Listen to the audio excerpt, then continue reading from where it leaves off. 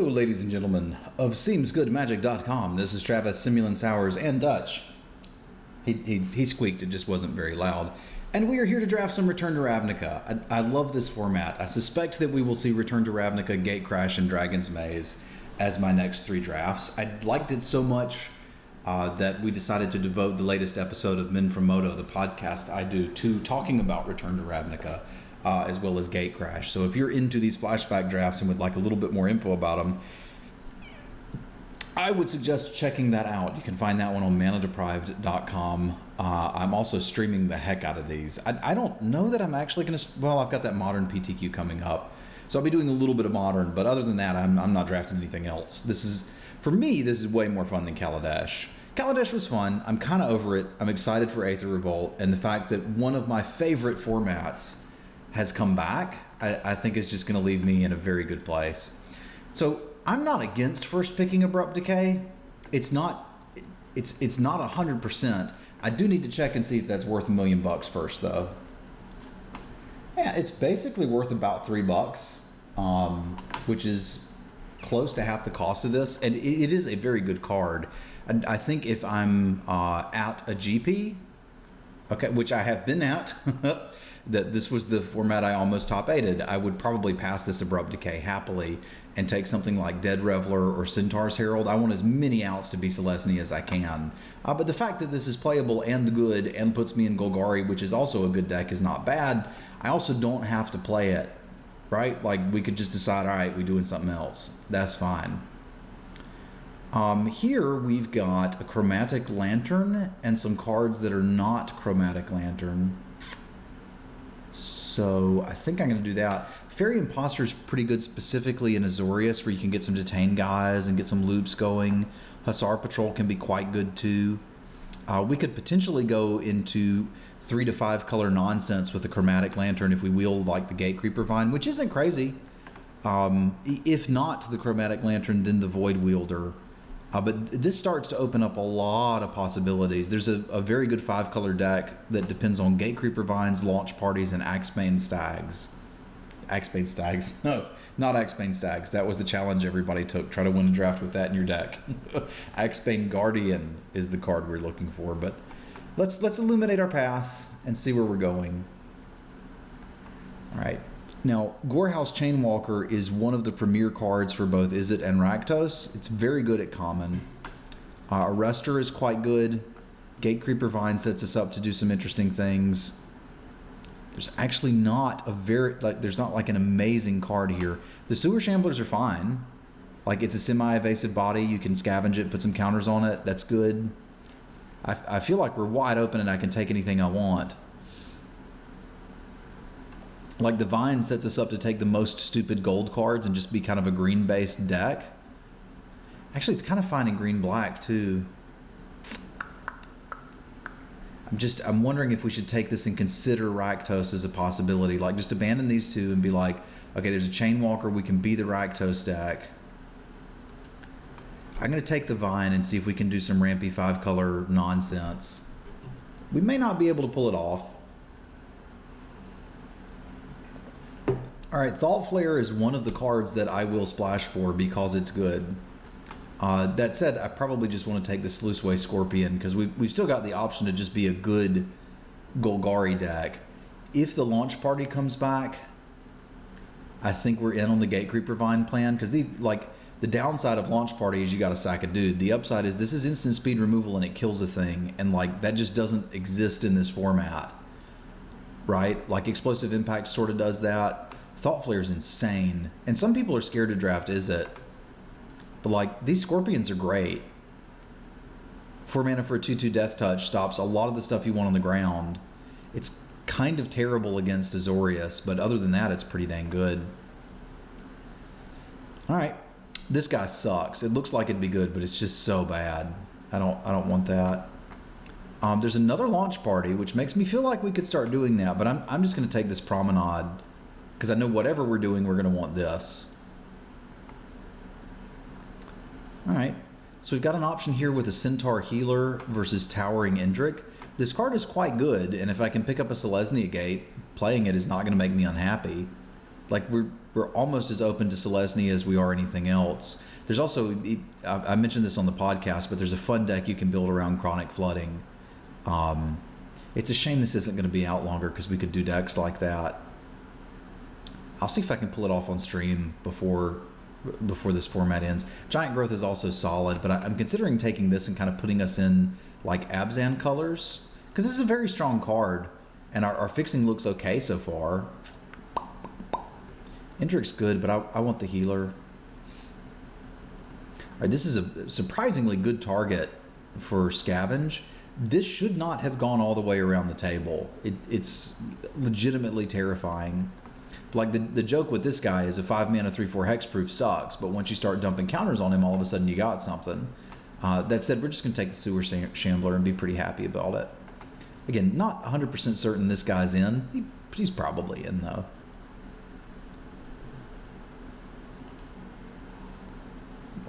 If you're green, you generally want to hedge towards being green, white, black as your base, and then you can get another from there if you want to, but black and white are the two colors that green pairs with in this format. Like, there's not any green blue cards, there's not any green red cards as far as gold cards.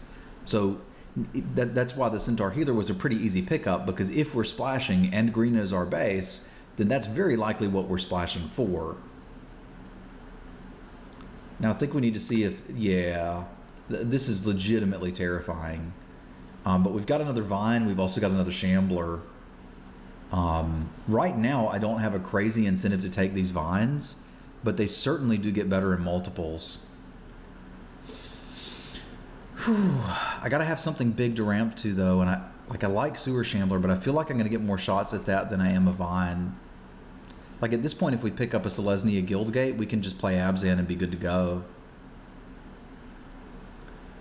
All right, a lot of what we were interested in didn't wheel. It looks a little open, but Aerial Predation is quite a good sideboard card, specifically for Golgari or Abzan, whichever direction we go, because the one thing we're weak to is the Azorius Flyers deck. And just instant speed, 3 mana, kill your thing. I'm very happy to have that. None of this is actually playable. It would take a strange version of this deck for Chorus of Might to be good. Cremate is okay. It cycles. It's like medium in Golgari mirrors, but I think I'll take the Chorus of Might. If we get like the Golgari or the Selesnya Guildmage, this might be a thing we're doing, but would kind of surprise me. Would kind of surprise me. My best Golgari decks have a couple of these and then the Dagger Drone Imp, so I'm kind of interested to see if we can get one of those too. Tavern Swindler's fine. Like, just ignore the text and recognize that it's a 2-mana 2/2. Like, that's what it does. You're not activating this ability because it doesn't do anything over time, right? Like, that's just how statistics work. Crocodile's okay. It's a medium scavenge target, so I'm not like excited about it, but you're mainly playing it because you need this effect. The Revenant is so bad. The launch parties didn't come back, which is kind of expectable. They're good cards. They're good cards, Carl. Pursuit of Flight is surprisingly good in this format too. I've played this in Rakdos decks that couldn't even activate it or were splashing it off of a Guildgate, but you put it in an Izzet deck, throw this on a Gorehouse Chainwalker, it's like, hey, can you handle this right now? If you can't, you just dead. Just dead. So here's the moment of truth, right? Like, we can abandon everything we're doing and go into Izzet and lose this draft, or we can take a responsible pick, which is probably something like Tristani's Judgment. This is not amazing, but it's pretty dang good. Like, it's 6 mana, but it is instant speed, it exiles. The thing you want dead is just dead. Savage Surge is a great combat trick. It is a combat trick. Centaur's Herald is quite good. Dead Reveler can bring the beats. But, like, if we're splashing white, and I kind of don't see a reason not to at this point, for a 6-drop okay removal spell, that's pretty good. We could take the new Prov Guildmage, but I don't think we're set up particularly well for that. And these are the two colors we're not splashing, which is a shame. Niv Mizzet is great. Yeah, this ain't what I wanted to open. It's close between the Reveler and the Judgment, but I think I'd just like to have a kill the thing card in this deck. I'm starting to eye this Eyes in the Skies. Like, theoretically, Ogre Jailbreaker is great in this deck, but we don't have any gates yet. I'm going to have to pick them pretty highly if we get them. I also am not really doing a lot with tokens, so this is kind of just, you know, two dudes.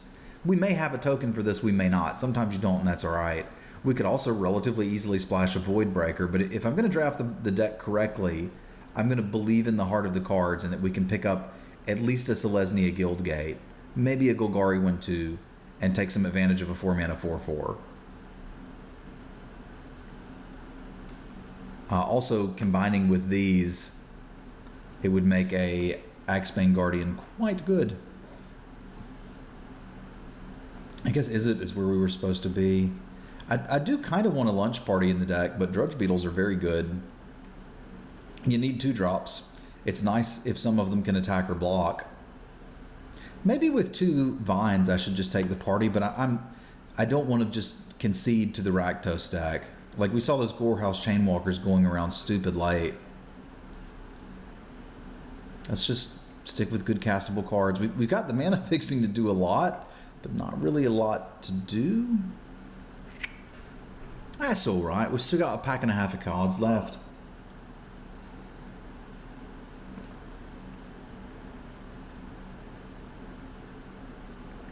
There's a Dagger Drone Imp. I shouldn't want to take that here. There's a Giant Growth, which is a fine combat trick. Like, our non-creature spells currently are a Judgment, a Lantern, and Abrupt Decay, which are all nice, solid removal cards. I'm probably able to play this Healer, and probably fairly happy about it. Like, I don't hate taking another. But Giant Growth is quite good. And the Imp doesn't look like it's good. Why is it good? If you have enough of these Scavenge creatures, which hopefully we will by the end of this, putting some counters on it actually starts to do something. It can also just kind of peck away for 1 while you're waiting.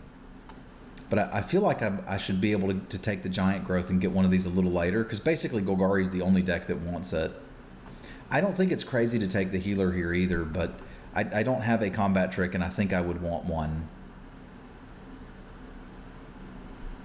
Also, Giant Growth is just a very good card.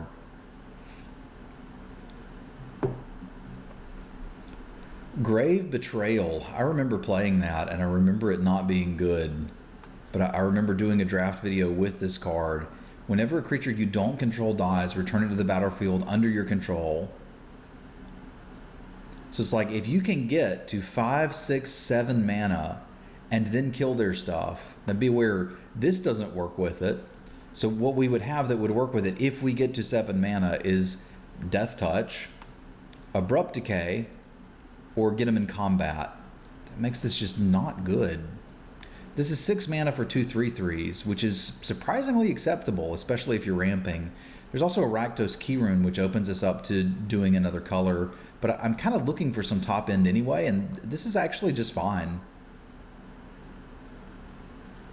I'd really like to grab a Guildgate in one of these packs, but then again, maybe we just don't need it. I mean, we kind of do for the Jailbreaker, but Axebane Guardian is sort of exactly what I'm looking for. This guy taps for mana equal to the number of creatures you have with Defender, so it counts our Gatecreeper Vines as well as our Jailbreaker. So we can almost take anything we open in the next pack. Not quite Niv Mizzet level, but anything that's not Izzet, we could probably take and play now. I'm going to have to play more basics than I want, because I really want at least 1 gate. I think I would pick 1 gate pretty highly now. But Axebane Guardian is very good for us. This is terrifying. Like, this is literally terrifying that this Rakdos card is going so late, because it is absurdly powerful. This is the combo with Chronic Flooding that I was telling you about. You usually want a Codex Shredder as well to go for it. There's kind of just nothing here for us. There's a Populate Fog, which is not good. I said we could splash anything. We could splash a Hellhole Flailer. It's not really a good splash, though. Like, the reason this card is good is you can jam it on the next turn. I'm still going to take it because, like, there's just legitimately nothing here for me.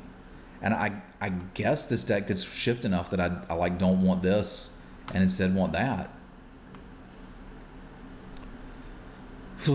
8 mana for 2 4/4s, or Sundering Growth for the sideboard. Sundering Growth is quite good in the sideboard.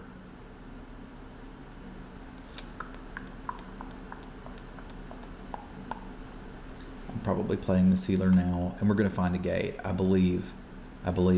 This is the deck that could play Horncaller's Chant, because fetching out lands, if I get one more Axebane Guardian, it's in.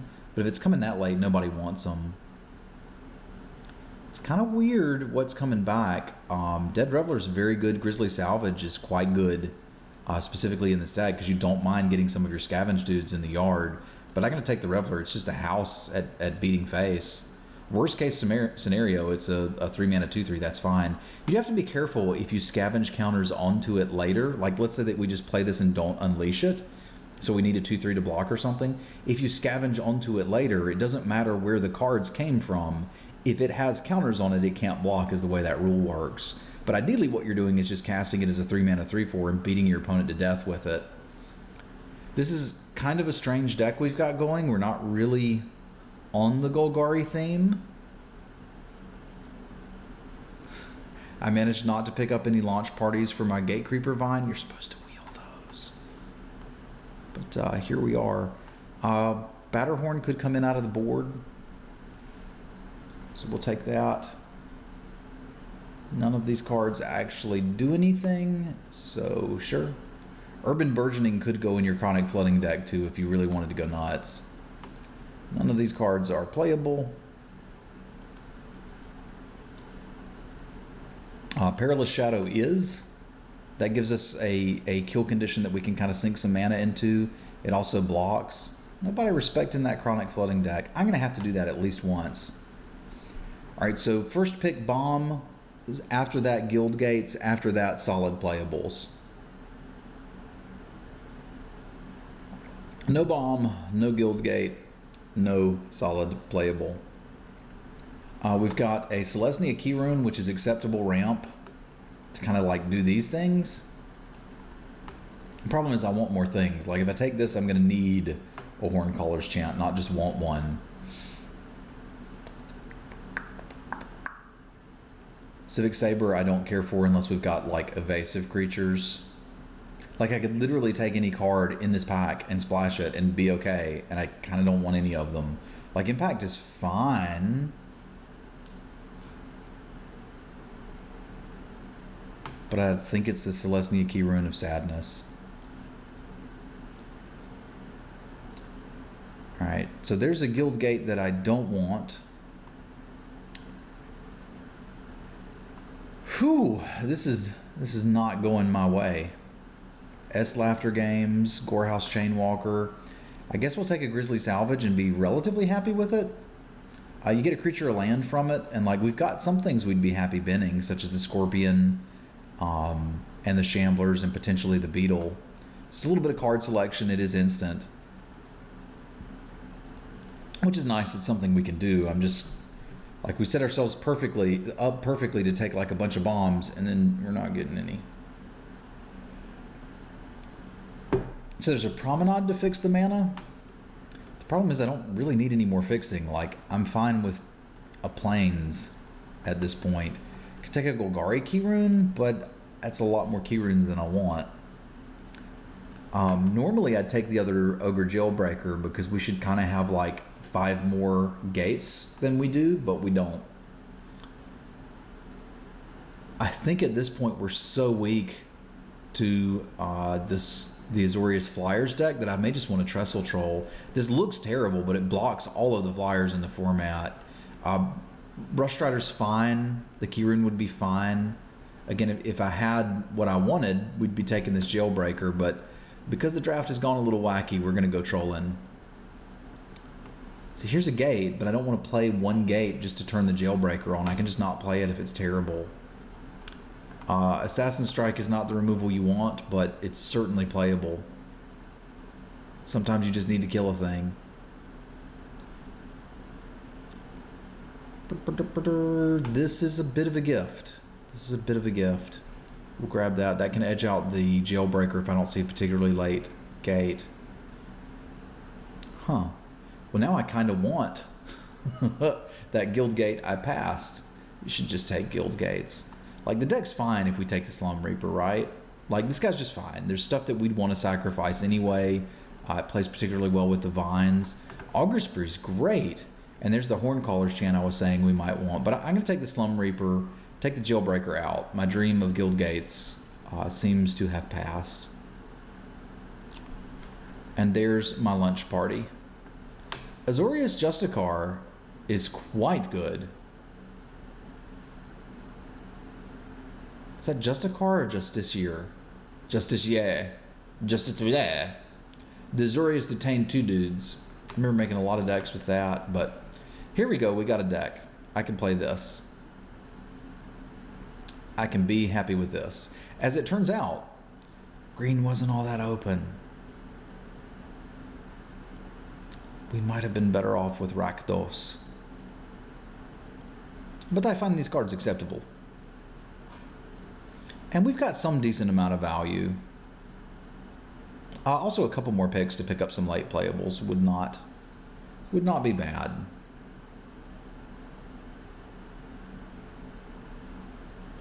Another Shambler is something I can get behind. I kind of do want a Savage Surge, but Shamblers are good. They're particularly good against other black decks, but like, I don't mind trading them off and getting some value later. The more of these we have, the better our Grizzly Salvage gets. Not quite sure what the cut is, but we can find something. Rhino, again, is playable if you have enough Scavenge creatures. So I think I'm going to take it. I don't know that it's making it in here, but there's a little bit of an argument to kind of weed out some of the white cards. I'm just going to hate this Chainwalker at this point. Like, the Rakdos deck is so good that I just hope we face it in the finals instead of round 1. Rakdos is so scary that I'm going to take a Bush Strider to block. I, again, don't know if we're main decking that or not, but we might be. Like, at this point, if we just look at cutting out some of the white cards, we've got a reasonable 2-color deck.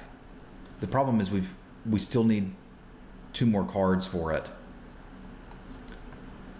So it kind of feels like it's worth splashing at least the Judgment, especially since the Gatecreeper Vines really aren't doing much if we're not doing that. We could again splash the Flailer, but the reason the Flailer is good is that you can cast it on turn 3 and have a 4/3 attacking your opponent that you can randomly later sacrifice to do 4 damage to their face. Like, this card is stupid. I'll just go all in on Rakdos next time. That's what we'll do. That's not what we'll do. That might be what we do.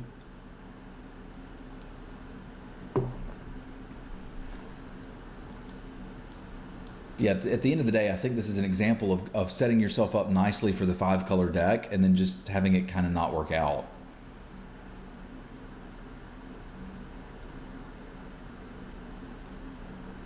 It's like, these combo with the Slum Reaper, they combo with Launch Party, they combo with the Axebane Guardian.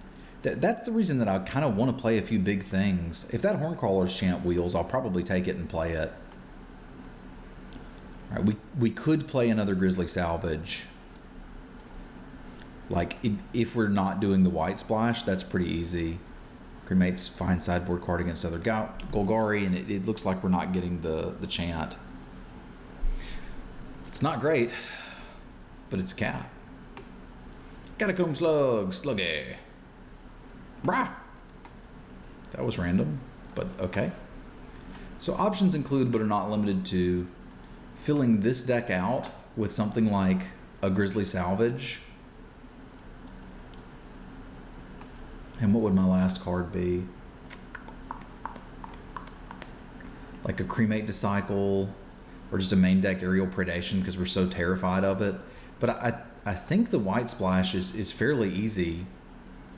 Like, I could just at least play these 2, but I don't have a lot of ramp. Like, we've got mana sinks. How many, like, solid mana sinks do I have? Let's look at that. I want all of these Sewer Shamblers over here so I can count easily. This is not a great mana sink, but it technically is one. Okay.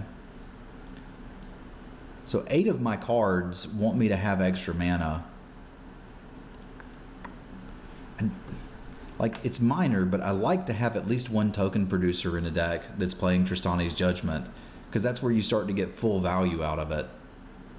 And this deck just doesn't have that. So I kind of want to play the Courser's Accord and the Tristani's Judgment.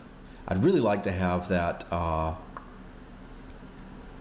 Horncaller's Chant and Tristani's Judgment, but I don't. But like these aren't really ramp; they're fixing and speed bumps, and I guess things to sacrifice to these guys. It seems stupid to have all this fixing and not splash for something. I'm just not convinced there's something worth splashing for.